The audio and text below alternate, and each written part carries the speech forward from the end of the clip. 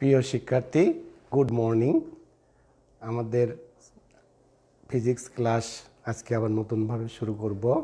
আমাদের subject code ছিল 65912 physics 1। আমরা যে বিষয়গুলো গত ক্লাসে বলেছি সেইগুলোর লার্নিং অবজেক্টগুলো আমরা আবার স্মরণ করব, স্মরণ করে খাতায় নোট ডাউন করব, তারপরে এর বিস্তারিত প্রবলেমগুলো সলভ করব। এখন ম্যাথমেটিক্যাল প্রবলেম সলভ করতে গেলে অবশ্যই তোমার কিছু কার্যকর সূত্র মনে রাখতে হবে। আমাদের কার্যকর সূত্র আমাদের অনেকগুলো আছে এই ভেক্টর গুণনফলের রাশি বা বিষয়ে। যেমন একটি লার্নিং অবজেক্ট ছিল একক ভেক্টর। আমরা বলেছি একক ভেক্টর নির্ণয় করা যাবে কিভাবে?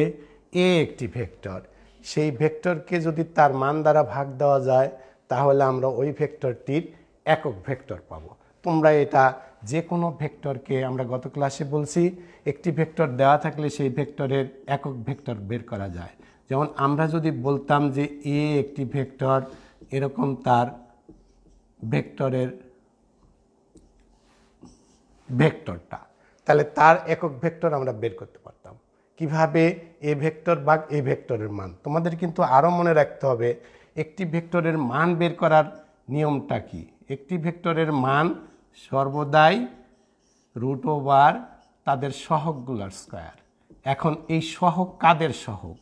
আই জে কে, এগুলো আয়ত একক ভেক্টর বলে। আয়ত একক ভেক্টরের সহগ, যেমন আয়ের একক ভেক্টরের সহগ হলো 2, 3 এবং কে হলো 4। আমরা এখন যদি বলি এর মানটা কত, এদের 4, 9, 16, রুট 29, এটা হলো ওই ভেক্টরটির মান। এই ভেক্টরটি যদি অ্যানালাইসিস করা যায়, আমরা কিন্তু গত ক্লাসে বলছি এই ভেক্টরটি যদি আমরা শুধু একটি অংশ লিখতাম তাহলে এটা ছিল এই ত্রিমাত্রিক। তিনটি অংশই আছে ত্রিমাত্রিক। একটি অংশ অফ করলাম, এটা কিন্তু দ্বিমাত্রিক ভেক্টর। আমরা যদি এই ভেক্টরটাকে আর একটা অংশ অফ করি তাই একমাত্রিক ভেক্টর। আমরা সবগুলো ভেক্টরেরই একমাত্রিক, দ্বিমাত্রিক এবং ত্রিমাত্রিক সবারই মান নির্ণয় করতে পারি, সবারই একক ভেক্টর বের করতে পারি। এটা আমাদের একটি লার্নিং অবজেক্ট। আমরা এখন দ্বিতীয় পয়েন্টে যাব। আমরা যে আয়ত একক ভেক্টর শিখছি, আই জে কে এক্সপ্লেইন করব কিভাবে।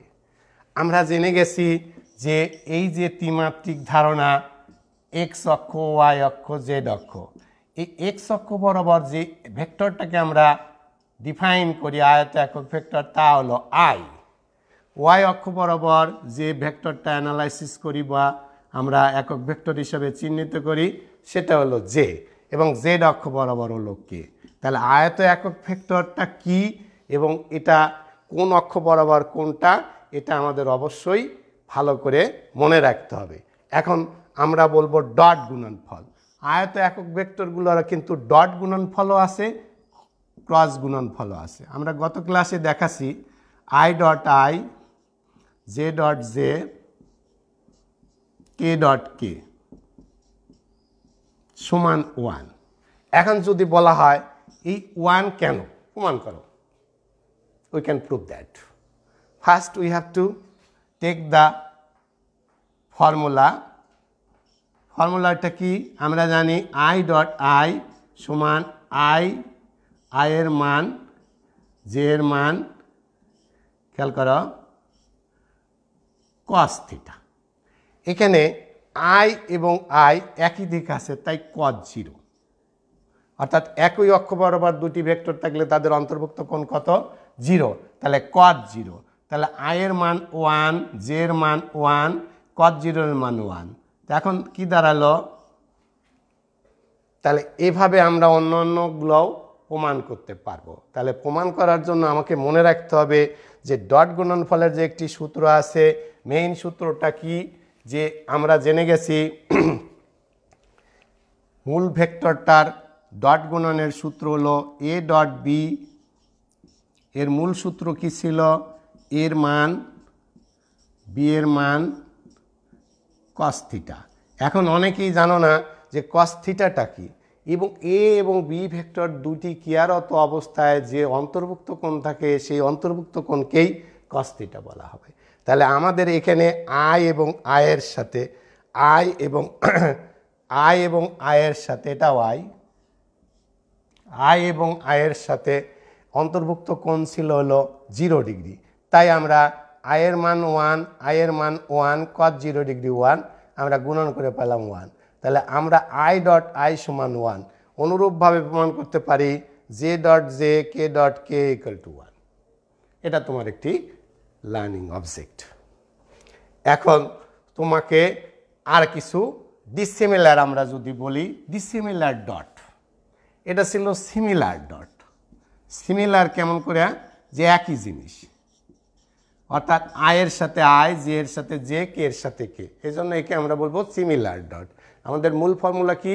Similar dot equal to 1। Similar dot equal to 1, we can prove that. এইভাবে তুমি সবগুলো প্রমাণ করতে পারবা। গেল আমাদের দ্বিতীয় কোশ্চেন হলো এদের ডিসিমিলার ডট কেমন হয়। যেমন আয়ের সাথে জে যদি দাও, খেয়াল করো, তাহলে আমরা লিখব আই জে কস আই আর জে এর অন্তর্ভুক্ত কোণ কত ডিগ্রি? দেখো তো দেখি, আই আর জে এর অন্তর্ভুক্ত কোণ কত ডিগ্রি? 90 ডিগ্রি। তাহলে কিন্তু আমরা লিখব cos 90 ডিগ্রি। তাহলে cos 90 ডিগ্রি আমরা এখন আয়ের মান 1, জে এর মান 1, cos 90 ডিগ্রির মান কত? 0। তাহলে এইগুলো যদি আমরা গুণন করি, রেজাল্ট পেলাম কি? 0। তাহলে আমাদের একটি নতুন ফর্মুলা আসলো, সিমিলার ডট ইকুয়াল টু 1 এবং ডিসিমিলার ডট ইকুয়াল টু 0। তার মানে তুমি এখন বলতে পারো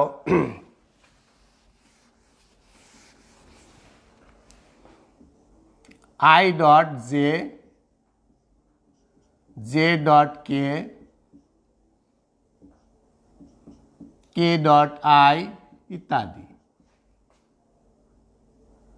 জে ডট আই, এই সবগুলোই 0। তাহলে আমাদের আরেকটি লার্নিং আউটপুট আসলো, সেটা কি? Similar dot equal to 1, dissimilar dot equal to 0। আমরা প্রমাণ করে দিলাম। তাহলে এরকম ভাষায় সবগুলো এই আয়ত একক ভেক্টরের ডট গুণন এবং ক্রস গুণনের ফলাফলগুলো আউটপুটে নিয়ে আসতে হবে।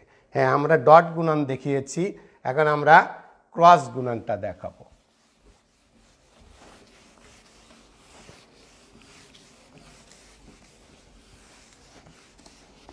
আমাদের মূল ফর্মুলা কি ছিল?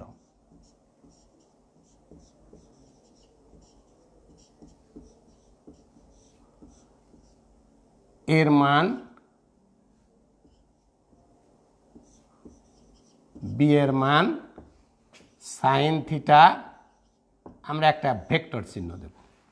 এটা ওই একক ভেক্টর ইটা, এটাকে আমরা ইটা বলি। তাহলে এটা ছিল ক্রস গুণন ফলের একটি ফর্মুলা বা কার্যকর সূত্র। মনে রাখতে হবে, ক্রস গুণনের ফলাফল কিন্তু একটি ভেক্টর রাশি।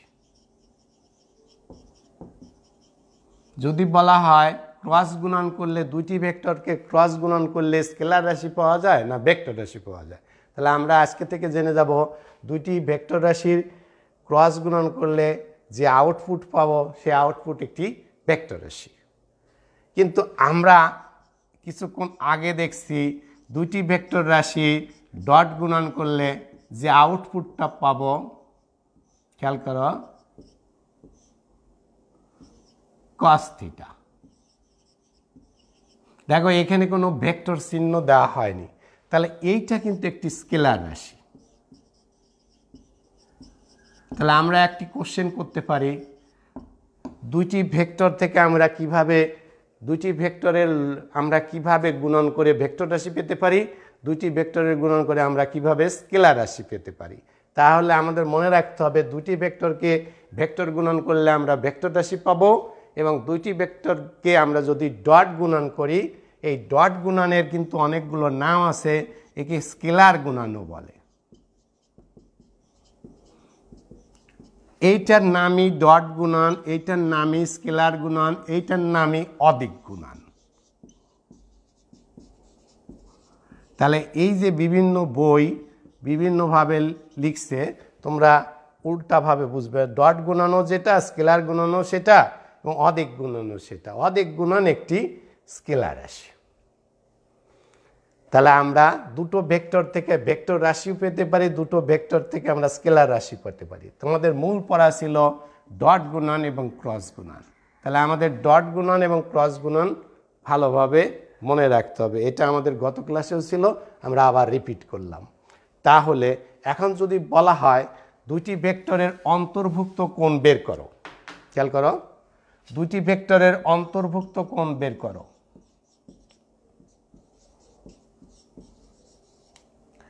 তুমি দেখতে পাচ্ছ এই 1 নম্বর সূত্র থেকে অন্তর্ভুক্ত কোণ বের করা যাবে, 2 নম্বর সূত্র থেকে অন্তর্ভুক্ত কোণ বের করা যাবে। তবে যদি উল্লেখ না থাকে অন্তর্ভুক্ত কোণের সাইনের মান নির্ণয় করো, তাহলে আমাদের এটার দরকার নেই, এটা দিয়ে তাড়াতাড়ি কাজ করা যাবে। আর যদি উল্লেখ থাকে সাইন থিটা বের করো, তাহলে আমাদের অন্তর্ভুক্ত কোণ সাইন থিটার সূত্রটা কি? এই যে সাইন থিটা এ ক্রস বি এর মান বি এর মান, আমরা পুরাটাকে একটা মানে নিয়ে গেলাম। কেন মানে? সাইন থিটা একটি স্কেলার রাশি। তাহলে আমাকে যদি বলে সাইন অন্তর্ভুক্ত কোণ সাইন থিটার মান কত, এটা।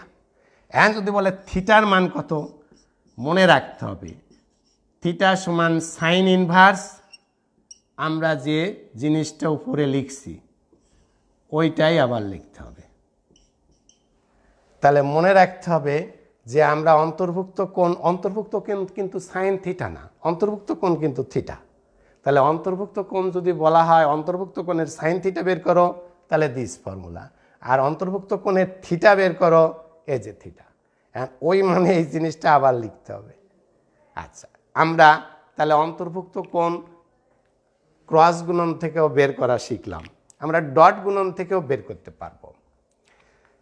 যেমন আমরা দেখছি কস থিটা বের করব কি করে? কস থিটা সমান এই যে দ্বিতীয় ফর্মুলার থেকে আমরা নিয়ে আসবো। দেখো 2 নম্বর সূত্রে আছে কস থিটা সমান এ ডট বি এর মান বি এর মান। এটা কিন্তু দুইটি ভেক্টরের অন্তর্ভুক্ত কোসাইন থিটা বা কস থিটা। তাহলে এইটা যদি বলে অন্তর্ভুক্ত কোণ নির্ণয় করো, cos inverse A dot B এর মান বি এর মান। তাহলে আমরা কিন্তু জেনে গেলাম অন্তর্ভুক্ত কোণ ক্রস প্রোডাক্ট থেকেও বের করতে পারি, অন্তর্ভুক্ত কোণ ডট গুণন থেকেও বের করতে পারি। আমাদের কিন্তু মনে রাখতে হবে এইটার নাম ক্রস গুণন, কেউ বলে ভেক্টর গুণন, কেউ বলে দিক গুণন, একই জিনিস। তাহলে তোমাকে মনে রাখতে হবে এই যে বিভিন্ন নাম ক্রস গুণন, ভেক্টর গুণন, দিক গুণন, এর আউটপুটটা কেমন, আউটপুটে কি কি বার করা যায়। তাহলে এই যে একটি সূত্র, এই সূত্র থেকে কিন্তু আমরা দেখলাম যে অন্তর্ভুক্ত কোণও বের করা যায়, আবার এ সূত্র থেকেও অন্তর্ভুক্ত কোণ নির্ণয় করা যায়। যদি উল্লেখ না থাকে এই working formula more easy then this formula, অর্থাৎ ডট গুণনের ফলাফলের সাথে সাহায্যে সহজেই অন্তর্ভুক্ত কোণ নির্ণয় করা যায় ক্রস গুণনের ফলাফলের চেয়ে। এখন আমাদের এই অন্তর্ভুক্ত কোণ বের করার পরে আরও আমাদের গাণিতিক সমস্যা আসতে পারে। যেমন দেখাও পরস্পর সমান্তরাল। তাহলে সমান্তরাল দুটি ভেক্টরের অন্তর্ভুক্ত কোণ কত? একটি ভেক্টর আর একটি ভেক্টর, সে এটা পি ভেক্টর বা এ ভেক্টর, বি এটা ভেক্টর। দুটি ভেক্টর যদি পরস্পর সমান্তরাল হয়, দেখো তো অন্তর্ভুক্ত কোণ কত ডিগ্রি?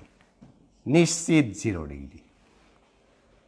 তাহলে আমরা যদি বলে দেখাও দুটি ভেক্টর পরস্পর সমান্তরাল, তাহলে আমাদের কিন্তু মনে রাখতে হবে এই থিটার অ্যান্সার সাইন থিটার থেকে আমরা যে থিটা বের করব সেই অ্যান্সার কত আসবে? 0। তাহলে দুটি ভেক্টরের অন্তর্ভুক্ত কোণ যদি 0 আসে, দেখাও 0, এই 0কে আমরা আবার বলতে পারি পরস্পর সমান্তরাল। তাহলে 0 ডিগ্রিকে আমরা পরস্পর সমান্তরাল দুইটি ভেক্টর এ কথা বলতে পারি। তাহলে দুটি ভেক্টর পরস্পর সমান্তরাল প্রমাণ করার জন্য থিটা বাই করব, থিটার মান কত পাওয়া যাবে 0 ডিগ্রি পাওয়ার পরেই আমরা বলতে পারবো যে হ্যাঁ ওই ভেক্টর দুটি অর্থাৎ এ ও বি পরস্পর সমান্তরাল ছিল অথবা উহাদের অন্তর্ভুক্ত কোণ 0 ডিগ্রি ছিল। তাহলে আমাদের এই যে ক্রস গুণন থেকে আমরা আর একটা নতুন আউটপুট পেলাম যে দুটি ভেক্টর পরস্পর সমান্তরাল এই কথা প্রমাণ করতে পারি। এখন যদি বলে দুটি ভেক্টর পরস্পর লম্ব, তোমরা জানো লম্ব মানেই কিন্তু এই যে পরস্পরের অন্তর্ভুক্ত কোণকে 90 ডিগ্রি হলে আমরা বলি পরস্পর লম্ব। তাহলে ম্যাথমেটিক্যালি আমাদেরকে মনে রাখতে হবে লম্ব হলো পরস্পরের সাথে 90 ডিগ্রি। তাহলে আমরা যদি কস থিটা বের করতে সময় দেখি এ ডট বি এর মান বির মান এবং থিটা বের করছি, থিটা যদি কোনো কারণে 90 ডিগ্রি পাওয়া যায় তাহলে আমরা বলবো এ বি ভেক্টর দুইটি পরস্পরের লম্ব অবস্থায় আছে। কেন লম্ব অবস্থায় আছে? অন্তর্ভুক্ত কোণ আমরা পেলাম 90 ডিগ্রি। তাহলে আমাদের অন্তর্ভুক্ত কোণ অ্যানালাইসিস করার পরেও বিভিন্ন মান আসতে পারে, বিভিন্ন প্রবলেম ক্রিয়েট করা যেতে পারে। এই প্রবলেমগুলো নতুন নতুন প্রবলেম, এগুলো আমাদের দেখতে হবে। তাহলে আমরা এই দুটো সূত্রর অনেকগুলো অ্যানালাইসিস করলাম। খুব বেশি পরীক্ষায় এগুলা অন্তর্ভুক্ত কোণ নির্ণয় এবং পরস্পর লম্ব পরস্পর সমান্তরাল খুব দরকার। তাহলে তোমরা এইগুলোকে আউটপুট হিসাবে, লার্নিং আউটপুট হিসাবে নোট ডাউন করো। এখন আমরা নতুন একটি কোশ্চেন দেব। আরও আছে যে আমরা অন্তর্ভুক্ত কোণ হলো দুইটি ভেক্টর যদি পরস্পরের সাথে যে কোণে থাকে সেই কোণটাকে বলে অন্তর্ভুক্ত কোণ। আমি এই একটা ভেক্টর, এই একটা ভেক্টর, এ ভেক্টর এবং বি ভেক্টর, এই দুটো ভেক্টর মধ্যে অন্তর্ভুক্ত কোণ থিটা। এই থিটা আমরা বের করতেছি, এইভাবেও বের করা যাবে। তাহলে আমরা বলছি যে এইটা ইজি প্রসেস, কারণ ডট গুণন ইজি প্রসেসের কারণ হলো ও যে আমরা আগে লিখছিলাম সিমিলার ডট সমান 1, ডিসিমিলার ডট সমান 0, যার কারণে এই ওয়ার্কিং ফর্মুলাটা মোর দ্যান ইজি। আচ্ছা, তাহলে অন্তর্ভুক্ত কোণটা কি? ভেক্টর দুইটি যে কোণে ক্রিয়ারত থাকে সেই কোণকে বলে ভেক্টর দুইটির অন্তর্ভুক্ত কোণ। সেই অন্তর্ভুক্ত কোণ হতে পারে 0 ডিগ্রি, হতে পারে 90 ডিগ্রি, হতে পারে 35 ডিগ্রি, হতে পারে 180 ডিগ্রি ইত্যাদি। এগুলো কিন্তু ম্যাথমেটিক্যাল প্রবলেম। তাহলে ম্যাথমেটিক্যাল প্রবলেম তুমি তৈরি করতে পারো এবং সলভ করতে পারো, এটা তোমার একটি মূল কাজ। এখন আমরা চলে যাব যে এই যে ডট গুণন ক্রস গুণনের এই যে সূত্র দ্বারা আমরা আর কি কি কাজ করতে পারি। তাহলে আমরা জেনে গেলাম যদি এইটাই দেওয়া থাকে, আমরা একটি ভেক্টর দেওয়া থাকে আর একটি ভেক্টর বের করা, তোমার মনে রাখতে হবে চলরাশি কয়টি। এগুলো কিন্তু আমরা একটু বাইরের থেকে বলছি, অ্যানালাইসিস করলেই বলতে পারবে এখান থেকে আমরা কি কি জিনিস চেতে পারি বা প্রবলেম সলভ করার জন্য আউটপুটে থাকতে পারে। একটা হলো এ ক্রস বি দেওয়া আছে, মান দেওয়া আছে, বি ভেক্টরও দেওয়া আছে, অন্তর্ভুক্ত কোণও দেওয়া আছে, আমরা কিন্তু এ ভেক্টরটা বের করতে পারবো। আবার যদি এ ক্রস বির মানও দেওয়া থাকে, এর মানও দেওয়া থাকে, বির মানও দেওয়া থাকে, অন্তর্ভুক্ত কোণ বের করতে পারবো।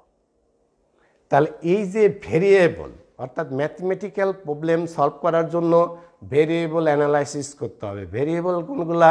যা পরিবর্তনশীল, যার মান পরিবর্তনশীল, তাকে আমরা চলক বা ভ্যারিয়েবল বলি। তাহলে আমাদের এই ভেরিয়েবল অ্যানালাইসিসটাও ফিজিক্সের জন্য গুরুত্বপূর্ণ। তাহলে প্রবলেম ক্রিয়েট করা, প্রবলেম সলভ করা তোমার জন্য সুবিধা হবে। আচ্ছা, আমরা বলছিলাম যে ডট গুণনের সুবিধাটা কি আমাদের। এখন আমরা ডট গুণন, দুটি রাশির ডট গুণন করব। ডট গুণনের ফলে দেখাবো যে পরস্পর লম্ব বা পরস্পর সমান্তরাল। আমরা এমনি একটি ভেক্টর দিতে পারি। তোমাকে যদি বলে যে পরস্পর লম্ব হওয়ার শর্তটা লিখো,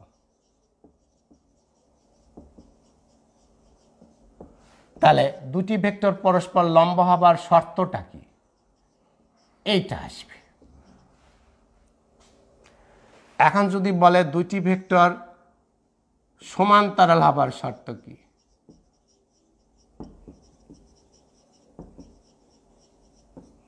তাহলে আমরা জানে গেছি এই যে এ ক্রস বি, এ ক্রস বি এর মানটা আসবে কি পরস্পর, আচ্ছা পরস্পর লম্ব, লম্ব কিন্তু আছে 0, এটা আসবে 0, পরস্পর সমান্তরাল হবার শর্ত। আচ্ছা এই সমান্তরাল এখানে 0 কেন লিখলাম, এটা হলো সাইন 0 0, এখানে কেন 0 লিখলাম, কস 90 0। দেখো মনে রাখতে হয় এখানে দুটো আলাদা কেন, কস 90 কিন্তু 0, এখানে আমাদের ছিল সাইন থিটা, সাইন 0 ডিগ্রি 0। তাহলে এখানে এ ডট বি এর সাথে লম্ব মানেই 90 ডিগ্রি, কিন্তু কস 90 ডিগ্রির মান কত 0, তাই এ ডট বি 0। আমাদের বলছি পরস্পর সমান্তরালে, সমান্তরালের অন্তর্ভুক্ত কোণ কত ডিগ্রি, 0 ডিগ্রি, সাইন 0 এর মান কত 0, দিস ইজ দ্য ফর্মুলা। ওকে, তাহলে আমাদের এরকম গেল। এখন তোমাকে বলা হয়েছে ভেক্টর রাশির যে তোমার আরেকটি গুরুত্বপূর্ণ সূত্র আছে, সেটা হলো একটা হলো ত্রিভুজ সূত্র, ভেক্টর রাশির ত্রিভুজ সূত্র খুব বেশি ইম্পর্টেন্ট বিষয়। তা এই ত্রিভুজ সূত্র কিন্তু আমরা সংজ্ঞা খুব ভালো বলতে পারি না।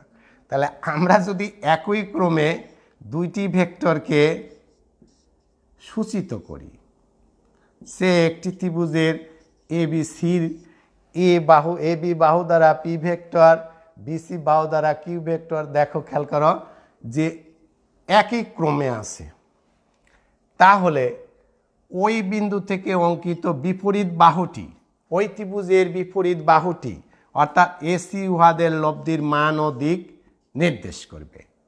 অর্থাৎ আমরা কিন্তু বলতে পারি যে যে পি ভেক্টর এবং কিউ ভেক্টরের লব্ধিটা কত, আর ভেক্টর।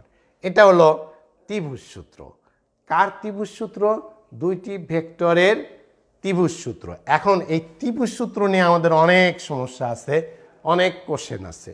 এখন ত্রিভুজ সূত্র আছে, পরীক্ষা আছে বেগের ত্রিভুজ সূত্র লিখো, তাহলে বলতে হবে একটি ত্রিভুজের দুইটি বাহুকে দুইটি বেগ দ্বারা সূচিত করলে বিপরীত ক্রমে, অর্থাৎ ওর বিপরীত বাহুটা বিপরীত ক্রমে উহাদের লব্ধির মান ও দিক নির্দেশ করে, তাহলে হবে বেগের ত্রিভুজ সূত্র।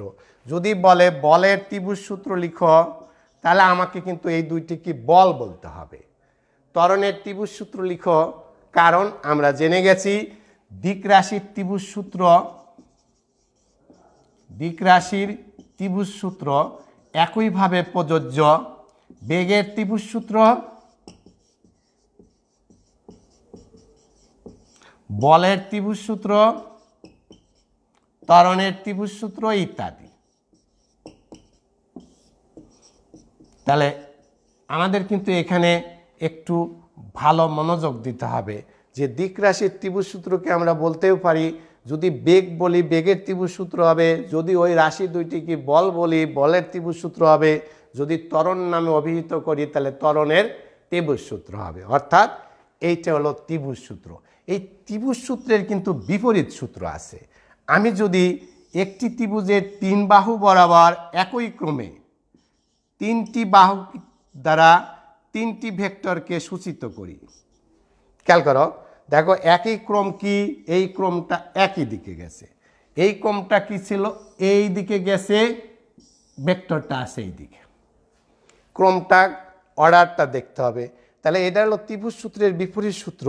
একই ত্রিভুজের একই ক্রমে যদি তিনটি বাহু দ্বারা, একটি ত্রিভুজের তিনটি বাহু দ্বারা তিনটি ভেক্টর রাশিকে সূচিত করা যায়, খেয়াল করো একই ক্রমে, তাহলে কি পাবো আমরা বলবিদ্যায় পূর্ব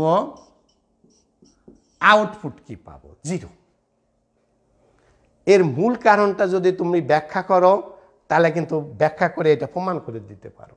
কেন, তুমি জানো এই দুইটার লব্ধি হলো এইটা, পি কিউ এর লব্ধি হলো এইটা। এখন এইটা আর এইটা সমমানের দুইটি ভেক্টর, কিন্তু দিক চিহ্ন বিপরীত, তাই তাদের যোগফল 0।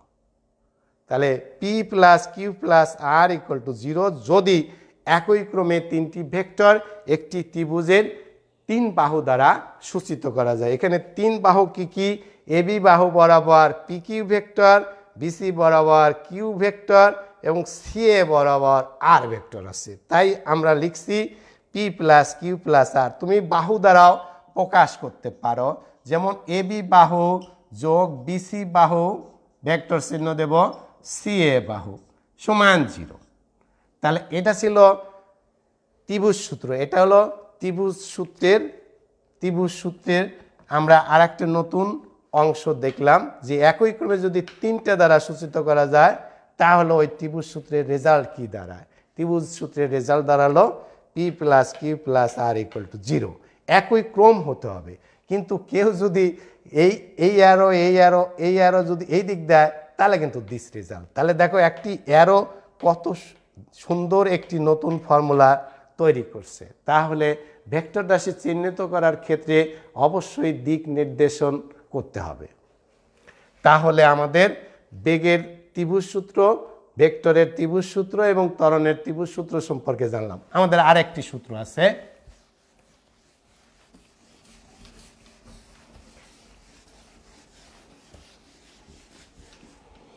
সামান্তরিক সূত্র।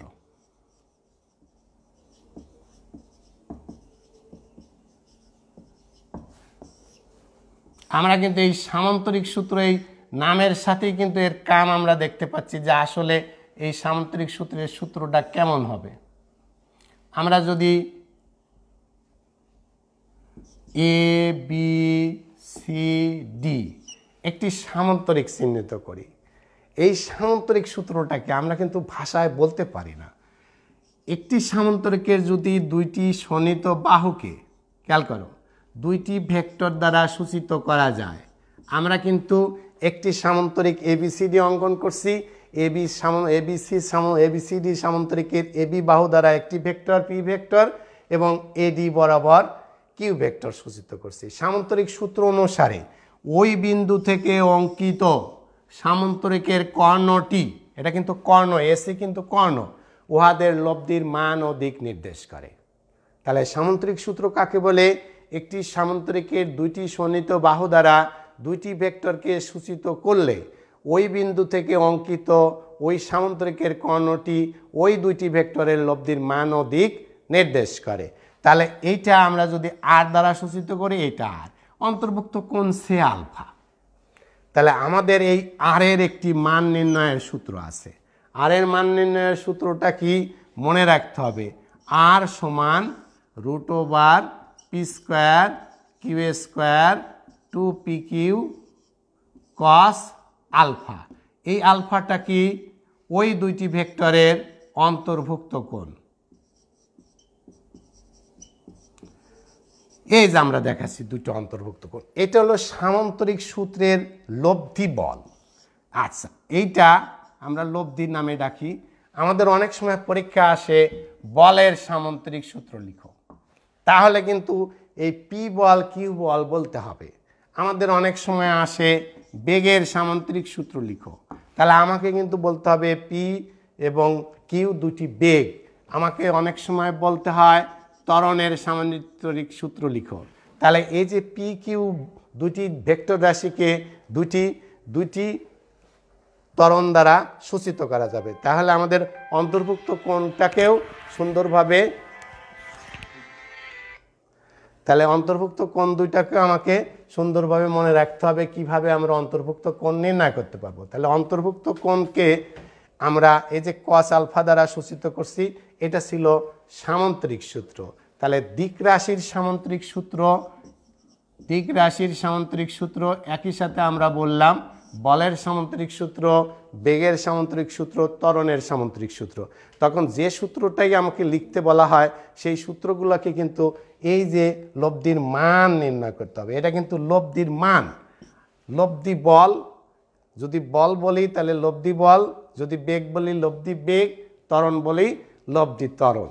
তাহলে দুইটি ভেক্টর রাশির আমরা একটি সামান্তরিকের দুইটি শোণিত বাহু দ্বারা সূচিত করলে তাদের লব্ধির মান ও দিক সূত্রের সাহায্যে বের করা যায়। এটা ছিল লব্ধির মান। এখন যদি বলা হয় দিক নির্ণয় করব কি কোন সূত্রের সাহায্যে, আমাদের দিক নির্ণয়ের সূত্র হলো ট্যান থিটা। সে এটা থিটা কোণে আছে, লব্ধি বলটা থিটা কোণে আছে, Q sine alpha P plus Q cos alpha. খেয়াল করো আলফাটা কি অন্তর্ভুক্ত কোণ, তাহলে আমরা যদি বলে লব্ধির মান নির্ণয় করো, এই যে লব্ধির দিক নির্ণয় করো, এখনো কিন্তু দিক হয় নাই, দিকে ট্যান থিটা বেরোচ্ছে। আমরা যদি দিকটা বের করতে চাই তাহলে ট্যান ইনভার্স ওই কথাই লিখতে হবে Q sine alpha P plus Q cos alpha. তাহলে আমরা জেনে গেলাম যে বলের বা দিক রাশির সামুদ্রিক সূত্রের থেকে সরাসরি ওই দুইটি ভেক্টর রাশির লব্ধির মান বের করতে পারি এবং ওই দুইটি ভেক্টর রাশির লব্ধি কত অ্যাঙ্গেলে কার সাথে ক্রিয়ারত আছে আমরা বলছি যে সে পি বলের সাথে লব্ধিটা ক্রিয়ারত আছে। এই যে লব্ধি বলটা পি বলের সাথে থিটা কোণে ক্রিয়ারত আছে সেই থিটার মান বের করছি। তাহলে আমরা সামুদ্রিক সূত্রের সাহায্যে দুটি ভেক্টর রাশির লব্ধির মান এবং দিক নির্ণয় করতে পারি। এই অন্তর্ভুক্ত কোণ যদি তোমার তিনটা কেস আছে, একটি কেস অন্তর্ভুক্ত কোণ যদি 0 ডিগ্রি হয় তখন তোমার কি সূত্র দাঁড়ায় মনে রাখতে হবে, আর তখন কি মানে পরিণত হয়, কিউ স্কোয়ার তোমরা জেনে গেছো যে cos 0 ডিগ্রি 1, তাহলে P plus P square plus Q square 2পি Q, যাকে আমরা বীজগণিতের ভাষায় বলতে পারি P plus Q whole square. তাহলে আমরা আউটপুটে কি পেলাম পি প্লাস কিউ। তাহলে তোমাকে যদি বলা হয় দুইটি ভেক্টর রাশির অন্তর্ভুক্ত কোণ যদি 0 ডিগ্রি হয় তাহলে তাদের লব্ধি বলের মান কত, তাহলে তাদের লব্ধি বলের মান তাদের ভেক্টর দ্বয়ের যোগফলের সমান, অর্থাৎ পি প্লাস কিউ। এই কোশ্চেন কিন্তু খুব ইম্পর্টেন্ট এবং পরীক্ষায় খুব থাকে। তাহলে আমাদের মনে রাখতে হবে যে যে আমাদের লব্ধি বলের 0 ডিগ্রি হলে কি আনসার, আমরা আর একটা অ্যানালাইসিস করব 180 ডিগ্রি হলে কি আনসার।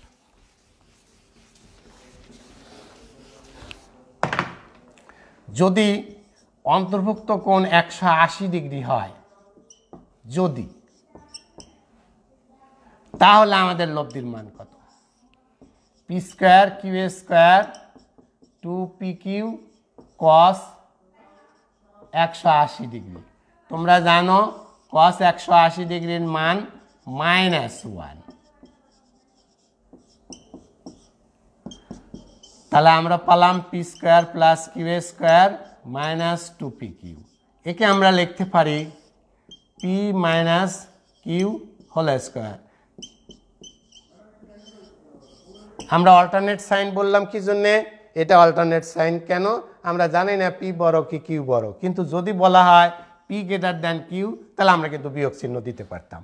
তাহলে আমরা জেনে গেলাম দুইটি দিক রাশির বা বলের অন্তর্ভুক্ত কোণ যদি 180 ডিগ্রি হয় লব্ধি বলের মান কত, পি মাইনাস কিউ। একে আবার নতুন ফর্মুলায় দেখা যায় উহাদের বিয়োগ ফলের সমান। কি নাম, উহাদের বিয়োগ ফলের সমান। কি নাম, উহাদের যোগ ফলের সমান। তাহলে আমাদের এ দুটো সূত্র অ্যানালাইসিস করছি। একইভাবে কিন্তু তুমি বলতে পারো 90 ডিগ্রি হলে কি আনসার আসবে। তাহলে আরও অন্য অন্য মানগুলো দিয়ে তোমরা অ্যানালাইসিস করতে পারো। 90 ডিগ্রি দিলে কেমন হয় আমরা একটু দেখে আজকের ক্লাসটা শেষ করব। খেয়াল করো, আমাদের বলা হয়েছে অন্তর্ভুক্ত কোণ যদি 90 ডিগ্রি হয় যদি, তাহলে আমাদের মেইন সূত্রটা কি ছিল, লব্ধি বলটা ছিল P square Q square 2পি Q cos theta বা কস আলফা, যে নামেই দেখো P square Q square 2পি Q cos 90 যদি 90 হয়। বলো কস 90 এর মান কত, কস 90 এর মান আমরা জেনে গেছি cos 90 ডিগ্রির মান 0। তাহলে আমাদের রেজাল্ট কি আসছে, P square plus Q square, এটা আসছে 0। তাহলে বলা হয় দুটি পরস্পর লম্বভাবে ক্রিয়ারত ভেক্টর দুটির লব্ধি বলের মান কত, P square plus Q square. এইটা ছিল আমাদের সামান্তরিক সূত্রের ভেক্টর সামান্তরিক সূত্রের অ্যানালাইসিস। তোমরা এই ভেক্টর সামান্তরিক সূত্র পরের চ্যাপ্টারে বা কোথাও আছে প্রমাণ করা শিখবে এবং এগুলো আমরা দেখালাম এই বিভিন্ন মানগুলো কিভাবে ভেক্টর রাশির গুণনফলের সাহায্যে কি আমরা নির্ণয় করতে পারি। তাহলে অনেক সময় বলে লব্ধি বল কাকে বলে, আমরা সংজ্ঞা দিতে পারি না। মনে রাখতে হবে 2 বা ততোধিক বল যখন ক্রিয়ারত থাকে তখন উহাদের মিলিত ফলকে আমরা বলি লব্ধি বল। ঠিক আছে, আমরা আগামী ক্লাসে আরও এর বিস্তারিত তথ্য দেব বা জানার চেষ্টা করব। তোমরা সবাই সুস্থ থাকবে, ভালো থাকবে। ধন্যবাদ।